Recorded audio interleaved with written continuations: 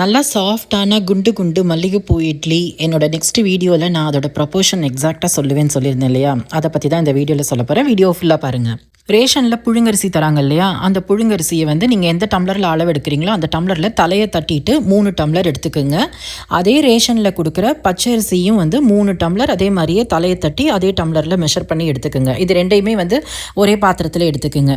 உளுத்தம்பருப்பும் அதே டம்ளரில் தலை ஃபுல்லாக எடுக்கணும், அதுக்கு தலை தட்டக்கூடாது.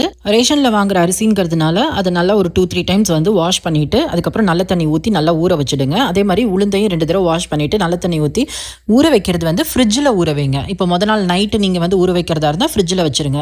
நெக்ஸ்ட் டே மார்னிங் வந்து உளுந்த முதல்ல அரைச்சிட்டு அதுக்கப்புறம் தான் அரிசி அரைக்கணும். உங்களுக்கு தேவைப்பட்டுச்சுன்னா 1 டீஸ்பூன் வெந்தயம் கூட நீங்கள் உளுந்தில் ஊற வைக்கும் போது சேர்த்துக்கலாம். உளுந்து வந்து எப்போதும் போல் நல்லா பொங்கி வந்து நைஸாக அரைச்சிடணும். அரிசி வந்து கொஞ்சம் ரவை பதத்துக்கு இருக்கும்போது நீங்கள் அரிசி எடுத்துடலாம். 6 to 7 ஹவர்ஸ் வந்து மாவை புளிக்க விட்டுருங்க. இட்லி ஊற்றுறதுக்கு முன்னாடி ஒரு 1/2 hour ஃப்ரிட்ஜிலேருந்து நீங்கள் வெளியில் எடுத்து வச்சிடணும், ஒரு வேளை கூலிங்காக இருந்ததுன்னா. அப்புறம் இட்லி சட்டியில் வந்து தண்ணி ஊற்றி அந்த தண்ணி நல்லா கொதிச்சு ஆவி வரணும். அந்த ஸ்டேஜில் தான் வந்து நீங்கள் இட்லி ஊற்றி இட்லி தட்டை உள்ளே வைக்கணும். நான் சொன்ன ஸ்டெப்ஸ் எல்லாமே நீங்கள் கரெக்டாக ஃபாலோ பண்ணிவிட்டு இந்த மாதிரி குண்டு சாஃப்ட் இட்லி உங்களுக்கு வந்துச்சான்னு எனக்கு கண்டிப்பாக கமெண்ட் பண்ணுங்கள், ரிப்ளை பண்ணுங்கள். அதோட என்னோட சேனலையும் சப்ஸ்கிரைப் பண்ண மறந்துடாதீங்க. பாய்.